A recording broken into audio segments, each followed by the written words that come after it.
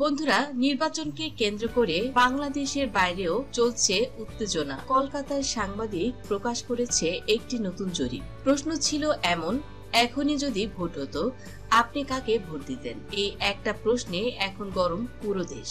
চায়ের দোকান, Facebook live, office থেকে গ্রাম, সব জায়গায় চলছে এই একটাই আলোচনা। তো এই বিষয়টি শুধু এখন বাংলাদেশে সীমাবদ্ধ নয়, আন্তর্জাতিক অঙ্গনেও চলছে নির্বাচন স্পেশাল জরিপ। বাদ যায়নি কলকাতা মিডিয়া, সব জায়গায় চলছে একটাই আলোচনা। 2026 সালের জাতীয় নির্বাচন, কে হতে যাচ্ছে রাষ্ট্রীয় ক্ষমতার অধিপতি। 2025 সালের রাজনৈতিক মাঠে যেমন পাল্টে গেছে ক্ষমতার সমীকরণ, তেমনি পাল্টে গেছে ভোটারদের মন মানসিকতাও। তো বাংলাদেশের নির্বাচন কমিশনের সদ্য প্রকাশিত তথ্য অনুযায়ী বাংলাদেশে মোট ভোটার এখন 12,61,70,900 জন। এর মধ্যে পুরুষ ভোটার 6,40,06,916 জন। এদিকে নারী ভোটার 6,21,62,760 জন। ভোটার অন্তর্ভুক্তির হার 3.69% এবং ভোটার বৃদ্ধির হার 1.97%, যেটা আগের তালিকায় ছিল 12,37,00,000। তবে নতুন করে যুক্ত হয়েছে প্রায় 45,71,000 নতুন ভোটার। বাদ পড়েছে 21,32,000 অযোগ্য ভোটার। 2026 নির্বাচনের আগে ভোটার তালিকায় এসেছে এক বড় পরিবর্তন। তো এমনই সময় আন্তর্জাতিক 3 সংস্থা, Kolkata international research institute KIRI, Dhaka policy foundation এবং South Asia election observatory SAEO মিলে যৌথভাবে 2025 সালের ফেব্রুয়ারিতে পরিচালনা করেছে একটি বিশাল ভোটের জরিপ, যেখানে অন্তর্ভুক্ত ছিল প্রায় 5,82,00,000 ভোটারের জনমত জরিপ। তাদের প্রশ্ন ছিল একটাই, যদি এখনই নির্বাচন হয় তাহলে কোন দল রাষ্ট্রীয় ক্ষমতায় যেতে পারে? তো বন্ধুরা, জরিপে অংশগ্রহণ করেছিল বাংলাদেশের 7টি প্রধান রাজনৈতিক দল, যেখানে ছিল জাতীয় নাগরিক পার্টি, ইসলামী আন্দোলন বাংলাদেশ, জাতীয় পার্টি, গণ অধিকার পরিষদ, জাতীয়তাবাদী দল বিএনপি, জামায়াতে ইসলামী বাংলাদেশ এবং বাংলাদেশ আওয়ামী লীগ। তো এই জরিপে প্রথমেই নাগরিক পার্টি, যেখানে জাতীয় নাগরিক পার্টি পেয়েছে 1% ভোটারের সমর্থন। নাহিদ ইসলামের নেতৃত্বে এই দলটি শহরে তরুণ সমাজে মোটামুটি জনপ্রিয়তা পেয়েছিল। বিশ্ববিদ্যালয়ের শিক্ষার্থী, তরুণ চাকরিজীবীদের মধ্যে তাদের ক্লিন পলিটিক্স ভাবনা ভালো সাড়া পেয়েছে। ঢাকা ও চট্টগ্রামে তাদের সক্রিয়তা বেড়েছে। তবে জাতীয় নাগরিক পার্টির জনপ্রিয়তায় একদমই নিম্নমুখী বর্তমানে। জরিপে জাতীয় নাগরিক পার্টি পেয়েছে 1% ভোটারের সমর্থন, যেখানে মোট ভোটার ছিল 5,82,00,000। সেখানে জাতীয় নাগরিক পার্টি পেয়েছে 1% ভোটারের সমর্থন, অর্থাৎ মোট ভোটারের 5,82,000 এর মতো ভোট পেয়েছে জাতীয় নাগরিক পার্টি। অর্থাৎ 300 আসনে প্রায় 3টি এর মতো আসন পাওয়ার সম্ভাবনা রয়েছে জাতীয় নাগরিক পার্টির। এ পর্যায়ে গণ অধিকার পরিষদ জরিপে পেয়েছে 1% ভোটারের সমর্থন, যেখানে মোট ভোটার ছিল 5,82,00,000। সেখানে গণ অধিকার পরিষদ পেয়েছে 5,82,000 এর মতো ভোট এবং 300 আসনে গণ অধিকার পরিষদও 3টি এর মতো আসন পাওয়ার সম্ভাবনা রয়েছে। তো নুরুল হক নূরের এই দলটি নতুন প্রজন্মের মধ্যে কিছুটা প্রভাব ফেলেছে, তবে জাতীয় পর্যায়ে এখনো সংগঠন ভীষণভাবে দুর্বল। সোশ্যাল মিডিয়া ক্যাম্পেইনে তারা বেশ সক্রিয়। জানা গিয়েছিল গণ অধিকার পরিষদ এবং নাগরিক পার্টি তারা জোটবদ্ধ হয়ে নির্বাচন করবে। তো এখন আবার এই দুই দলের ভেতর মতের অমিল পরিলক্ষিত হচ্ছে। এ পর্যায়ে ইসলামী আন্দোলন বাংলাদেশ জরিপে পেয়েছে 1% ভোটারের সমর্থন। ইসলামী আন্দোলন বাংলাদেশ চরমোনাই পীরের এই দলটি ধর্মীয় ভোটের নির্ভরতায় এই দলটি সবসময় আলোচনায় থাকে। তো এই জরিপে ইসলামী আন্দোলন বাংলাদেশ পেয়েছে 1% ভোটারের সমর্থন, অর্থাৎ মোট ভোটারের ইসলামী আন্দোলন বাংলাদেশ পেয়েছে মাত্র 5,82,000 এর মতো ভোট এবং 300 আসনে ইসলামী আন্দোলন বাংলাদেশও প্রায় 3টি এর মতো আসন পাওয়ার সম্ভাবনা রয়েছে। বন্ধুরা, এ পর্যায়ে জানাবো জাতীয় পার্টির সম্পর্কে, যেটা হোসাইন মোহাম্মদ এরশাদের রাজনৈতিক দল। জরিপে দেখা যাচ্ছে জাতীয় পার্টি পেয়েছে 2% ভোটারের সমর্থন। এরশাদের মৃত্যুর পর গোলাম মোহাম্মদ কাদেরের নেতৃত্বে দলটি কিছুটা স্থিতিশীলতা ফিরে পেয়েছিল। রংপুর, গাইবান্ধা, বগুড়া, নীলফামারী এই 4 জেলাতেই তাদের ভোটের ঘাঁটি এখনো অটুট রয়েছে। তো জাতীয় পার্টির নেতারা বলছে, আমরাই হতে পারি এক নতুন মধ্যমপন্থী বিকল্প। জরিপে দেখা যাচ্ছে জাতীয় পার্টি পেয়েছে 2% ভোটারের সমর্থন, অর্থাৎ মোট ভোটারের জাতীয় পার্টি পেয়েছে 11,64,000 এর মতো ভোট এবং 2% ভোটারের সমর্থনে 300 আসনে জাতীয় পার্টি 6টি এর মতো আসন পাওয়ার সম্ভাবনা রয়েছে। তাছাড়া যদি আওয়ামী লীগ নির্বাচনে অংশগ্রহণ করে, তো সেক্ষেত্রে আওয়ামী লীগ যে আসনগুলো জাতীয় পার্টির জন্য ছেড়ে দিবে, সেক্ষেত্রে জাতীয় পার্টি কিন্তু শক্তিশালী ভাবে নির্বাচন করবে, আর সেই সময় প্রায় 20 থেকে 25টি এর মতো আসন জাতীয় পার্টির পক্ষে পাওয়া সম্ভব হবে। আওয়ামী লীগকে যদি নির্বাচন করতে দেয়া হয়, সেক্ষেত্রে কিন্তু এই পরিবর্তন লক্ষ্য করা যাবে।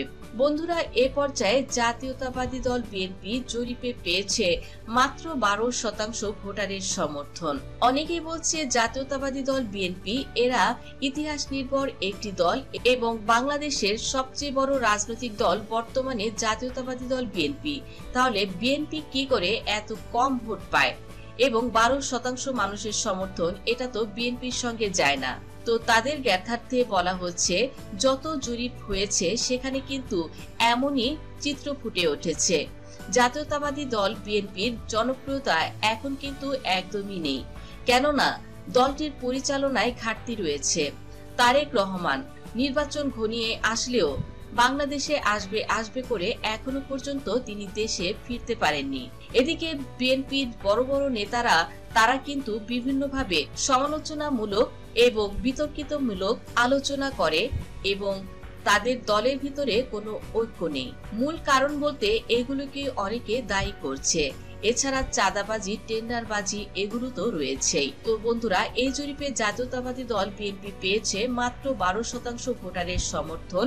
দীর্ঘ সময় রাজনীতি থেকে দূরে থাকলেও সোশ্যাল মিডিয়া ও রাজনৈতিক ক্যাম্পেইনে বর্তমানে মোটামুটিভাবে সক্রিয় হয়ে উঠেছে জাতীয়তাবাদী দল বিএনপি। তবে নেতৃত্ব সংকট, দলীয় বিভাজন এবং সাংগঠনিক দুর্বলতা তাদের সম্ভাবনা কমিয়ে দিয়েছে অনেকাংশে। চট্টগ্রাম, সিলেট এবং কিছু মফস্বল এলাকায় তাদের ভোট ব্যাংক এখনো টিকে রয়েছে।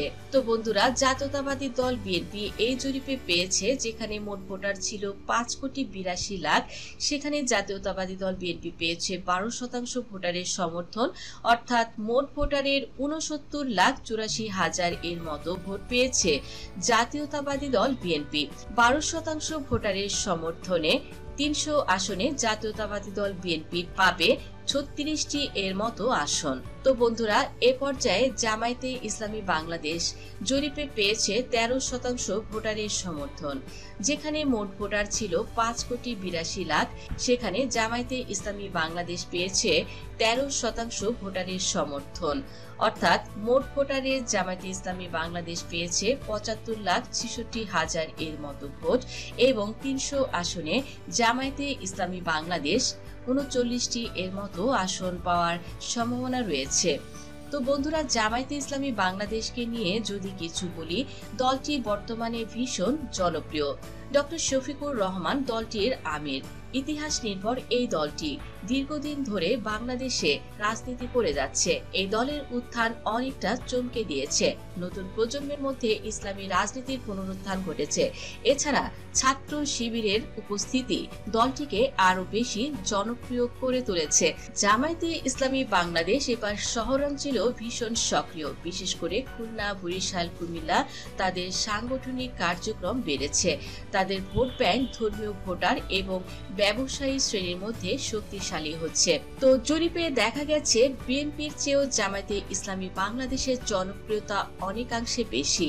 এবার অনেকেই বলছে রাষ্ট্রীয় ক্ষমতায় যাওয়ার যোগ্যতা রাখে একমাত্র জামায়াতে ইসলামী বাংলাদেশ। তো বন্ধুরা, এ পর্যায়ে বাংলাদেশ আওয়ামী লীগ জরিপে বিপুল ভোটে জয়লাভ করেছে বাংলাদেশ আওয়ামী লীগ। জরিপের ফলাফলে দেখা গেছে 5,82,00,000 ভোটারের মাঝে বাংলাদেশ আওয়ামী লীগ একাই পেয়েছে 70% ভোটারের সমর্থন, 4,07,40,000 এর মতো ভোট। তো আসন্ন জাতীয় সংসদ নির্বাচনে আওয়ামী লীগ যদি অংশগ্রহণ করার সুযোগ পায়, সেক্ষেত্রে 210 থেকে 220টি এর মতো আসন পাওয়ার সামর্থ্য রাখে এককভাবে বাংলাদেশ আওয়ামী লীগ। তো অনেকেই বলছে 70% ভোট আওয়ামী লীগ কি করে একাই পাচ্ছে, যেখানে বাংলাদেশ আওয়ামী লীগ এই মুহূর্তে নিষিদ্ধ দল এবং কোনো ভোটের কার্যক্রম তাদের হচ্ছে না।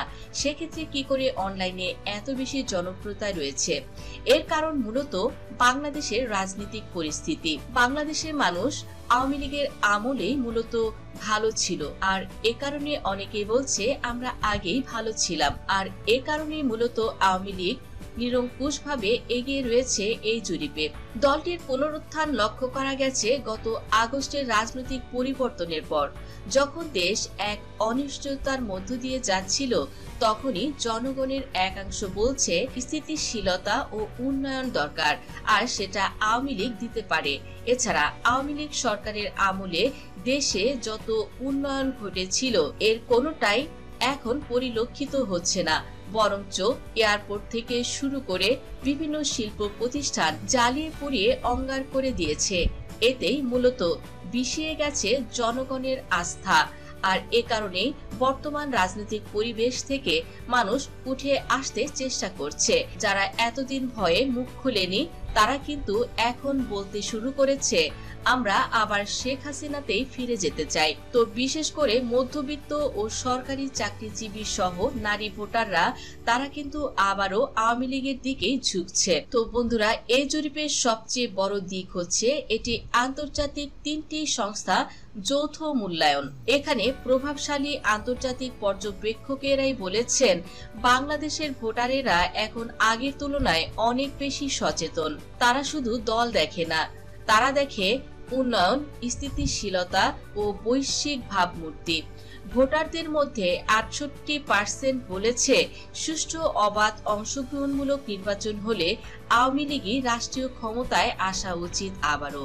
আর অন্যদিকে বিএনপি ও জামায়াতের সমর্থকরা এও মনে করছেন নতুন ভারসাম্য দরকার। তো বন্ধুরা, বাংলাদেশের রাজনৈতিক মানচিত্র বদলে যাচ্ছে দ্রুত। একদিকে উন্নয়নের ধারাবাহিকতা, অন্যদিকে নতুন দল ও তরুণদের উত্থান। 2026 সালে নির্বাচন হতে যাচ্ছে সবচেয়ে প্রতিদ্বন্দ্বিতাপূর্ণ ভোট যুদ্ধ। কে যাবে ক্ষমতায় আর কে থাকবে বিরোধী দলে, তা জানতে চোখ রাখুন রিপোর্টার জেসিকা চ্যানেলটিতে। বন্ধুরা, সাবস্ক্রাইব করুন, শেয়ার করুন আর জানুন সত্যিকারের জনমতের রিপোর্ট। ধন্যবাদ দর্শক সম্পূর্ণ ভিডিওটি দেখার জন্য।